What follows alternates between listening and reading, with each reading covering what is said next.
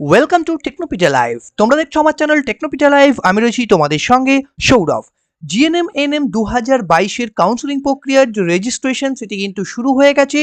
Registration, fees payment এবং choice filling এই সমস্ত গুরুত্বপূর্ণ আপডেট দেব আজকের এই ভিডিওতে, এবং তার সঙ্গে সঙ্গে স্টেপ বাই স্টেপ প্রসেস তোমাদেরকে দেখিয়ে দেব যে কিভাবে তোমরা সেই রেজিস্ট্রেশন করবে, চয়েস ফিলিং করবে, পেমেন্ট করবে, এবং তার সঙ্গে সঙ্গে তোমাদের এই পুরো প্রসেসে কি কি সতর্কতা অবলম্বন করতে হবে এবং কোন কোন বিষয়গুলোকে জানতে হবে। ভিডিওটাকে কমপ্লিট দেখো এবং চ্যানেলে নতুন হয়ে থাকলে অবশ্যই চ্যানেলটিকে সাবস্ক্রাইব করে পাশে থাকা বেল আইকনে ক্লিক করে নোটিফিকেশনকে অল করতে ভুলবে না।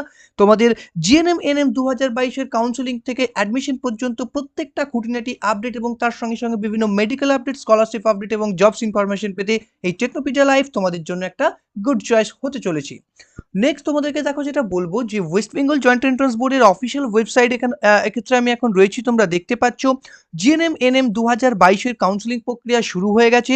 তোমাদের এখানে একটা নতুন ট্যাবও কিন্তু ইন্ট্রোডিউস হয়েছে, আমি তোমাদেরকে দেখিয়ে দেবো। দেখো জিএনএম এনএম সেকশনে গেলে তোমরা সেটা দেখতে পাবে। তো তোমাদের এই যে নতুন ট্যাবটি রয়েছে registration, fees payment and choice filling counselling 2022, তোমাদেরকে অলরেডি কাউন্সিলিং এর বিভিন্ন ডেট নিয়ে কিন্তু তোমাদেরকে জানিয়ে দিয়েছিলাম। কাউন্সিলিং শিডিউল কবে তোমাদের কি করতে হবে, কোন প্রসেসটা কতদিনের মধ্যে কমপ্লিট করতে হবে, এই সংক্রান্ত যে নোটিফিকেশন রয়েছে তার ভিডিও অলরেডি আমি তোমাদের সঙ্গে শেয়ার করেছিলাম। যদি এখনো দেখে না থাকো, ভিডিও ডেসক্রিপশনে সেই ভিডিওর লিঙ্ক দেওয়া থাকছে, অবশ্যই প্রত্যেককে তোমরা সেটা দেখে নাও। তো দেখো এক্ষেত্রে তোমাদের রেজিস্ট্রেশন, ফিস পেমেন্ট এবং চয়েস ফিলিং এই অপশনটিতে তোমাদেরকে ক্লিক করতে হবে। এখানে ক্লিক করার পর তোমাদের কাছে এরকম একটা ইন্টারফেস আসবে, যেখানে তোমরা দেখতে পাবে একটু নিচে আনলে যে নিউ ক্যান্ডিডেট রেজিস্ট্রেশন। প্রত্যেককে যারা নতুন রেজিস্ট্রেশন করবে তাদেরকে নিউ ক্যান্ডিডেট রেজিস্ট্রেশন এই অপশনটিতে ক্লিক করতে হবে।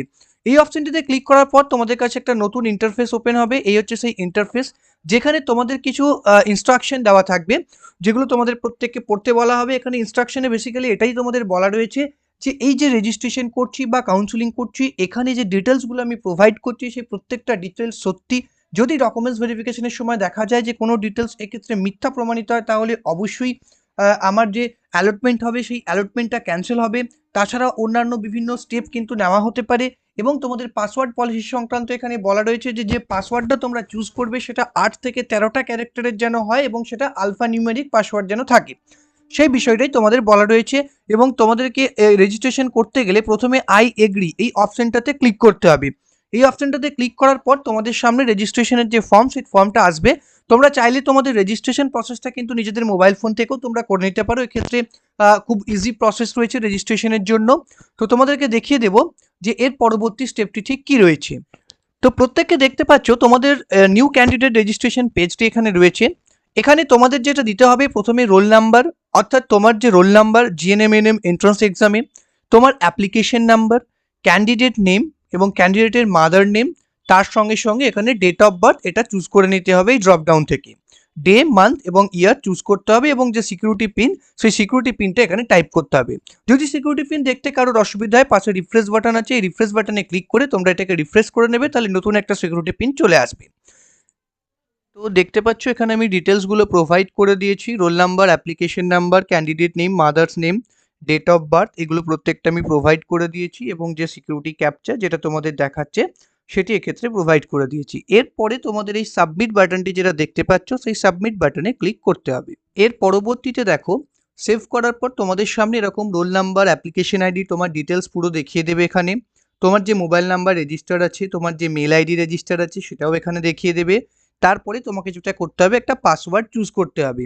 পাসওয়ার্ড এখানে চুজ করতে হবে আলফা নিউমেরিক পাসওয়ার্ড, যেখানে একটা ক্যাপিটাল লেটার থাকবে, সেখানে তোমার লেটার, নাম্বার এবং স্পেশাল ক্যারেক্টার যেমন @, হ্যাশট্যাগ, এই সমস্ত স্পেশাল ক্যারেক্টারও কম্বিনেশন করে একটা পাসওয়ার্ড তোমাকে বানাতে হবে। সেম পাসওয়ার্ডটা এখানে কনফার্ম পাসওয়ার্ড সেকশনে দিতে হবে।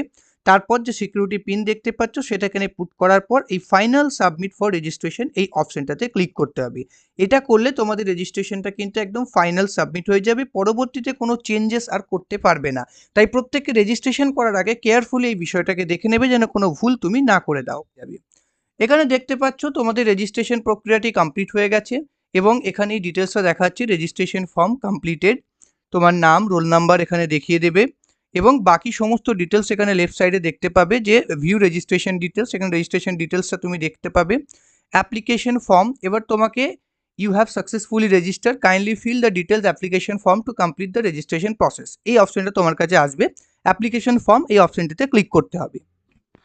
এবার দেখো এখানে তোমার অ্যাপ্লিকেশন ফর্ম যদি আমি ওই সেকশনটাতে যাই, তো সেখানে গিয়ে তোমরা দেখতে পাবে জেন্ডার চুজ করতে হবে, ফিমেল অলরেডি এটা সিলেক্টেড থাকবে, ডমিসাইল ওয়েস্ট বেঙ্গল এটা তোমাকে ড্রপ ডাউন থেকে সিলেক্ট করে নিতে হবে, জেন্ডার ফিমেল এবং ক্যাটাগরি এখান থেকে সিলেক্ট করতে হবে ওবিসি বি, তোমার যার যা ক্যাটাগরি এক্ষেত্রে আমি সিলেক্ট করে নিলাম ক্যান্ডিডেটের ক্যাটাগরি ওবিসি বি, তাই সিভিল ডিফেন্স এটা যদি ইয়েস হয়, orphanage category, person with disability এগুলো যাদের ক্ষেত্রে ইয়েস হবে ইয়েস করবে, আদারওয়াইজ নো করবে।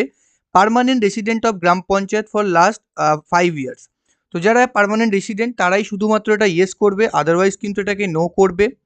ঠিক আছে, এর পরবর্তীতে দেখো name of the account holder, এখানে ব্যাঙ্ক ডিটেলস তোমাকে প্রোভাইড করতে হবে। কেন এই ব্যাঙ্ক ডিটেলসটা প্রোভাইড করতে হবে? কারণ হচ্ছে যে তোমাদের যে সিট অ্যাকসেপ্টেন্স ফি তোমরা পেমেন্ট করবে তার যে রিফান্ড যখন প্রসেস হবে তখন কিন্তু এই ব্যাঙ্ক ডিটেলসই প্রসেস হবে, তো সেই জন্য ব্যাঙ্ক ডিটেলসটা এখানে তোমাদেরকে প্রোভাইড করতে হবে। তো এই ডিটেলসগুলো আমি ফিল করে নিচ্ছি, তারপর নেক্সট তোমাদেরকে দেখিয়ে দিচ্ছি যে পরবর্তী স্টেপটাতে ঠিক কী রয়েছে। সেভ অ্যান্ড নেক্সট এই অপশানটাতে ক্লিক করতে হবে। এর পরবর্তীতে তোমাদের যেটা আসবে কোয়ালিফিকেশন ডিটেলস, সো এক্ষেত্রে তোমার কোয়ালিফিকেশন ডিটেলস এখানে জানতে চাওয়া হচ্ছে। দেখো যেটা রয়েছে যে পাসিং স্ট্যাটাস এখানে সিলেক্ট করতে হবে, পাসিং ইয়ার কত সালে তুমি পাস করেছো, এটা কিন্তু তোমাদের রয়েছে ক্লাস 12-এর ডিটেলস আর ভোকেশনাল ডিটেলস, সেই ডিটেলসটা এখানে তোমাকে ফিল আপ করতে হবে। পাসিং ইয়ারের মধ্যে এখানে তোমাকে সিলেক্ট করে নিতে হবে যে কোন সালে তুমি পাস করেছো এখান থেকে ড্রপ ডাউন থেকে, এবং তোমার এইচএসের রোল নাম্বার কত ছিল, রোল নাম্বারটা তোমরা অ্যাডমিট বা মার্কশিটে পেয়ে যাবে। বোর্ড চুজ করে নিতে হবে এক্ষেত্রে, যার যা বোর্ড থাকবে, West Bengal council of higher secondary education West Bengal থেকে যারা করেছো, বা ভোকেশনাল বোর্ড আলাদা করে সিলেক্ট করবে। রেজাল্ট মোড এক্ষেত্রে পার্সেন্টেজের রেজাল্ট বা সিজিপিএতে রেজাল্ট, কীভাবে তোমাদের রেজাল্ট ছিল সেটা চুজ করবে। জেনারেলি ওয়েস্ট বেঙ্গল কাউন্সিলের যারা রয়েছে তাদের জন্য পার্সেন্টেজ থাকবে, বাকি সিবিএসসি আইসিএসসিদের জন্য সিজিপিএ থাকবে, এগুলো তোমরা দেখবে। ম্যাক্সিমাম মার্কস 500-র মধ্যে তুমি কত মার্কস পেয়েছো এবং সেটা কত পার্সেন্টেজ হচ্ছে অটোমেটিক এখানে নিয়ে নেবে। এবং এখানে সাবজেক্ট ওয়াইজ মার্কস বলতে তোমাকে ইংলিশের মার্কসটা আলাদা করে দিতে হবে, ড্রপ ডাউন থেকে ইংলিশ চুজ করবে। পাসিং স্ট্যাটাস এখানে পাস্ট এই অপশানটাতে সিলেক্ট করতে হবে, তারপরে ইংলিশে ম্যাক্সিমাম মার্কস কত ছিল, 100-র মধ্যে তুমি কত পেয়েছো অবটেন মার্কসের জায়গায়, সেটা এখানে পুট করতে হবে। নেক্সট এই যে ফিল্ডটা রয়েছে auxiliary nurse midwifery marks details, যারা এএনএম কমপ্লিট করেছো জিএনএম এর জন্য অ্যাপ্লাই করছো তারা এই চেকবক্সটাতে টিক মার্ক দেবে। তারপর তোমাদের এএনএম এর ডিটেলসটা এইভাবে সেম ডিটেলস তোমরা যেমন এইচএস এর ক্ষেত্রে দিলে সেই ডিটেলসটা এখানে দেবে। যারা এএনএম করনি তাদের জন্য এটা অ্যাপ্লিকেবল না। এর পরবর্তীতে তোমাকে সেভ অ্যান্ড নেক্সট এই অপশানটাতে ক্লিক করতে হবে। এবার দেখো তোমাদের কোয়ালিফিকেশন ডিটেলসের পরবর্তীতে তোমাদের যেটা এখানে জানতে চাওয়া হচ্ছে নেক্সট স্টেপ যেটা থাকবে সেটা হচ্ছে যে এমপ্লয়মেন্ট ডিটেলস, অর্থাৎ তোমার কি এর আগে কোনো এক্সপিরিয়েন্স আছে কি না, ইয়েস অর নো। তো যাদের এক্ষেত্রে এএনএম করার পর তোমরা জিএনএ অ্যাপ্লাই করেছো তারা তোমরা ইয়েস করবে, বাকিটা নো হবে এক্ষেত্রে।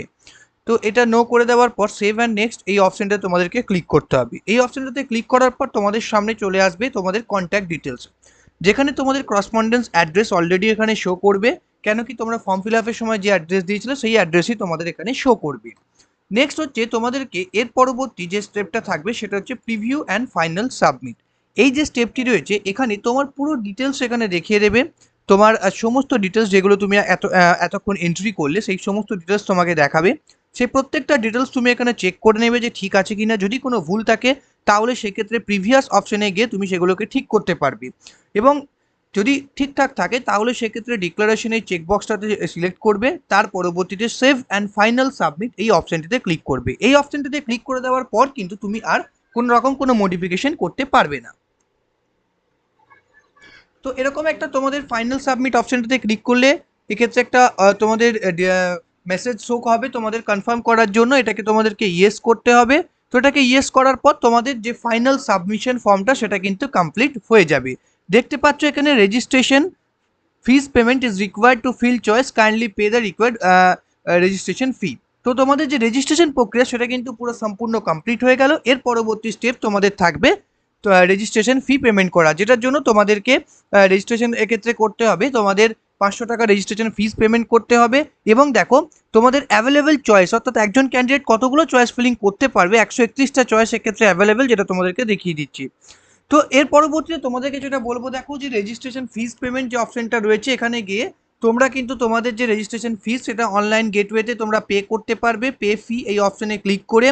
তো তোমাদেরকে তোমরা যেভাবে ক্ষেত্রে বিল ডেস্ক এই অপশনটাতে সিলেক্ট করবে, তারপর প্রসিড টু পেমেন্ট এই অপশনটাতে যাবে। এরপর তোমরা যেভাবে পেমেন্ট করতে চাইছো কার্ড ডিটেলস দিয়ে, নেট ব্যাঙ্কিং, সেইভাবেই তোমরা কিন্তু তোমাদের পেমেন্ট প্রসেসটাকে কমপ্লিট করবে। এবং পেমেন্ট প্রসেস কমপ্লিট করার পর তার পরবর্তীতে তোমাদের থাকবে চয়েস ফিলিং। চয়েস ফিলিং নিয়ে খুব তাড়াতাড়ি একটা আলাদা ভিডিও তোমাদের জন্য আপলোড করতে চলেছি। তো চ্যানেলের সঙ্গে থাকো, চয়েস ফিলিং রিলেটেড প্রত্যেকটা গুরুত্বপূর্ণ আপডেট তোমাদেরকে দেবো সেই ভিডিওতে। অবশ্যই এই ভিডিওটাতে অনেক বেশি লাইক করো এবং শেয়ার করো। তোমাদের কোনো কোয়ারি থাকলে কমেন্ট করে জানাতে ভুলবে না।